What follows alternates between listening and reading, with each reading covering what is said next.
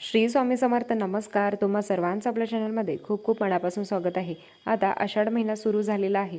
26 जून 2025 ते 24 जुलै 2025 पर्यंत आषाढ महिना आहे. आता मराठी कॅलेंडरनुसार आषाढ महिना हा 4था महिना असतो. आषाढ महिन्यामध्ये सगळीकडे हिरवगार असतं आणि खरं तर आषाढ महिन्यापासूनच सणवार सुरू होतात. आता ह्या आषाढ महिन्यामध्येच एक आपलं असं वैशिष्ट्य आहे, त्याबद्दलच आपण माहिती घेणार आहोत.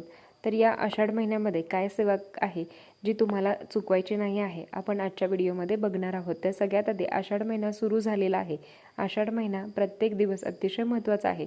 3 कारणासाठी आषाढ महिना ओळखला जातो. तर पहिला आहे आषाढ अमावस्या, जे आपल्यासाठी अतिशय महत्त्वाचा दिवस आहे.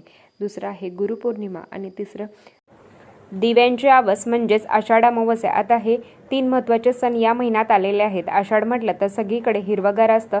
सगळ्या प्रकारांच्या झाडांची लगबग सुरू असते, वाढ सुरू असते आणि अर्थात शेतकरी सुद्धा पावसाची प्रतीक्षा करत असतात. आजकाल तर खूप लवकर असा पाऊस पडल्यामुळे सगळीकडेच हिरवळ निर्माण झालं आहे. आता या आषाढ महिन्यामध्ये आपल्या कुलदेवीचा मानपान पण करायचा असतो. बऱ्याच गावात बऱ्याच प्रकारात केलं जातं. पण आता आपल्या सगळ्यात महत्त्वाचं जी आषाढी एकादशी ती याच महिन्यात आलेली असते. आषाढ महिन्यात वारकरी संप्रदायातले अनेक लोक भक्तिभावाने वेडे झालेले असतात. आपल्या विठ्ठलाच्या दर्शनासाठी ते निघालेले असतात. टाळ मृदंगाचा जयघोष झालेला असतो आणि सगळ्यांची नजर असते त्या पंढरपूरला जाण्यासाठी. आपणही बघत आहोत की बातम्यामध्ये आपण बघत आहोत आता पंढरीची यात्रा सुरू झालेली आहे आणि प्रत्येक भक्तांना ओढ लागलेली आहे त्या आषाढी एकादशीला जाऊन विठुरायाचं दर्शन घेण्यासाठी. आणि आता आषाढी एकादशी पंढरपूरच्या कळसाचं दर्शन घेतलं किंवा पंढरपूरला तुमचे पाय जरी पडले तरी सुद्धा खूप महत्त्वाचं असतं. आता आषाढ एकादशीला महाराष्ट्रात नाही तर संपूर्ण राज्याचे लोकांची ओढ लागलेली असते त्या विठुरायाच्या दर्शनासाठी. तर आता या आषाढ महिन्यामध्ये आपल्याला काय करायचं आहे किंवा काय करायचं नाही, तर या आषाढ महिन्यामध्ये आपल्याला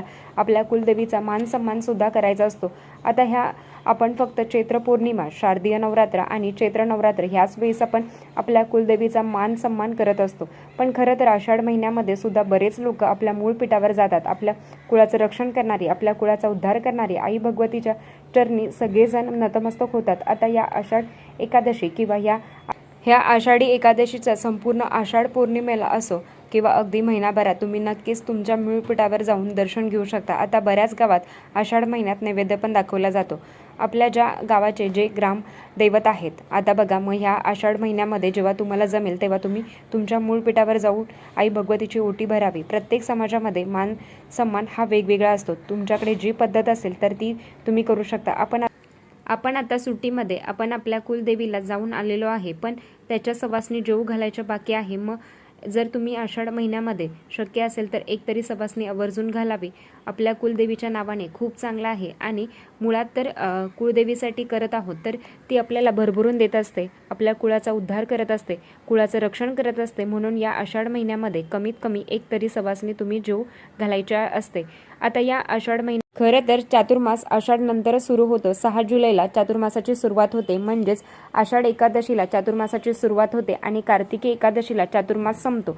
आता या चातुर्मासामध्ये आपल्याला व्रतवैकल्य करायचं असतं, खूप जास्त सेवा करायच्या असतात आणि आपल्यामध्ये पण सात्विकता राहावी म्हणून काही नियमाचं पालन करायचं असतं. आता या आषाढ महिन्यामध्ये आवर्जून तुम्हाला काय नियमाचं पालन करायचं आहे, तर हा जो महिना आहे ना तर संपूर्ण विठुरायाचा आणि आपल्या भगवान विष्णूंचा, जगाचे चालक पालक मालक आहेत त्यांच्यासाठी हा महिना समर्पित असतो. म्हणून आषाढ महिन्यामध्ये जास्तीत जास्त पांडुरंगांची सेवा करायची असते, नाही तर भगवान विष्णूंची जी तुम्हाला आवडते ती सेवा करू शकता. तर नक्कीच या आषाढ महिन्यामध्ये जर तुम्हाला शक्य असेल तर रोज एक वेळा तरी तुम्ही विष्णू सहस्त्रनामाचं पठण करावं. जे व्यंकटेश स्तोत्र आहे ते कमीत कमी एक वेळा तरी तुम्ही पठण करू शकता. या आषाढ महिन्यामध्येच नक्कीच तुम्हाला खूप चांगला अनुभव येईल, कारण ते जगाचे चालक पालक मालक आहेत, तर ते संपूर्ण जग चालवतात. तर ते तुमचे आणि माझे अडचणी का सॉल्व नाही करणार किंवा त्याच्यातून आपल्याला मार्ग का नाही दाखवणार. नक्कीच या आषाढ महिन्यामध्ये भगवान श्री हरी विष्णूंची जी तुम्हाला सेवा करणं शक्य होईल तर ती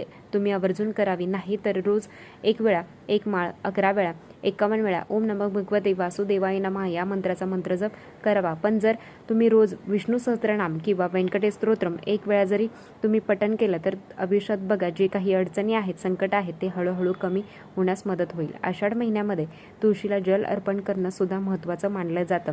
तुळशीची पूजा करणं ही महत्त्वाचं मानलं जातं, कारण भगवान भगवान श्री हरी विष्णूंना तुळशीची सेवा अतिशय प्रिय आहे, म्हणून तुम्ही ही सेवा आवर्जून करावी. चातुर्मासामध्ये गोपद्म व्रत सुद्धा केलं जातं आणि तुळशीचं अर्चन सुद्धा व्रत केलं जातं. ज्यांना या गोष्टी करणं शक्य होत नाही तर त्यांनी आषाढ महिन्यामध्ये कमीत कमी एक तरी तुळशीपत्र तरी भगवान श्री हरी विष्णूंना, पांडुरंगांना असो किंवा बाळकृष्ण असो तर त्यांना तरी आवर्जून अर्पण करावं. खूप चांगला अनुभव तुम्हाला बघायला मिळेल. आषाढ महिन्यामध्ये झाडं तुम्ही लावू शकता, तुळस तुम्ही नक्कीच लावू शकता. पण लक्षात घ्या, या आषाढ महिन्यामध्ये स्त्रियांनी तुळस तोडू नये किंवा स्त्रियांनी कधीही तुळस तोडू नये. जेव्हा आपल्याला कुठल्याही कार्यासाठी तुळस तोडायची असते तर आधी तुळशीला विनंती करायची असते, हे तुळशी माता, मी या कार्यासाठी तुझं एक पान तोडत आहे अशी विनंती करायची असते आणि नंतर तुम्ही त्या तुळशीचं पान तोडू शकता. भगवान श्री हरी विष्णू असेल किंवा बाळकृष्ण असेल तर आवर्जून ह्या आषाढ महिन्यामध्ये एक तरी तुळशीपत्र तुम्ही अर्पण करा. ओम नमः भगवते वासुदेवाय नमः किंवा ओम नारायण विद्महे वासुदेवाय धीमहि तन्नो विष्णू प्रचोदयात. ज्या घरात भगवान विष्णूंची सेवा केली जाते त्या घरात माता लक्ष्मी अखंड स्वरूपात चिरकाल वास करते. तिला कधीही बोलवावं लागत नाही, कारण तिला भगवान श्रीहरी विष्णूंची सेवा अतिशय प्रिय आहे. आणि जो कोणी श्रीहरी विष्णूंची सेवा करत असतो, ज्यांना त्यांच्या भक्तीचं वेड लागलेलं असतं, तर त्याचं आयुष्य नक्कीच बदलतं. म्हणून ज्यांना जेवढं शक्य होईल त्यांनी तेवढं करावं. आता आपल्या गावामध्ये जे ग्रामदैवत आहेत, आता त्यांना नैवेद्य दाखवला जातो, म्हसोबाचा मानपान केला जातो. म्हणूनच म्हसोबाच्या मानपानासाठी काही ठिकाणी खारा नैवेद्य केला जातो. लोकांना ते भोजन दिलं जातं. प्रत्येकाची ती श्रद्धा असते. ते चुकीचं आहे, वाईट आहे, ते चुकीचं आहे, वाईट आहे असं बोलायचा अधिकार आपल्याला नाही आहे. तर ते म्हणजे प्रत्येकाला एक असतं, ती एक प्रत्येक गावामध्ये, प्रत्येक समाजामध्ये वेगवेगळी पद्धत असते आणि आपण ती थांबवू शकत नाही किंवा ती चुकीची आहे असंही आपण म्हणू शकत नाही. मग तुमच्याकडे जी पद्धत असेल तर ती तुम्ही करावी. म्हसोबाला एक नारळ फोडायचा असतो आणि खरं तर जर अमावस्याला म्हसोबा महाराजांचा त्यांचा मानपान करायचा असतो, त्यांना सुद्धा एक नारळ तुम्हाला फोडायचा असतो. पण या आषाढ महिन्यामध्ये तुम्हाला आवर्जून या गोष्टी करायच्या असतात. सगळ्यात महत्त्वाचं भगवान श्री हरी विष्णूंची सेवा करायची आहे. मग अगदी तुम्ही रोज पांडुरंगांची सेवा करू शकता. पांडुरंग काय, भगवान श्री हरी विष्णू काय किंवा बाळकृष्ण काय, श्री स्वामी समर्थ महाराज काय, तर सगळे एकच रूप आहेत. तर आपण तरीसुद्धा अगदी तुम्ही कामात तर ताई तुळस सकाळी अर्पण करायची का संध्याकाळी, जसं जमेल त्या पद्धतीने तुम्ही तुळस अर्पण करू शकता. आता सगळ्यात महत्त्वाचा, आषाढ महिना अतिशय पवित्र आहे, तर या महिन्यात मांसाहार वर्ज करावा.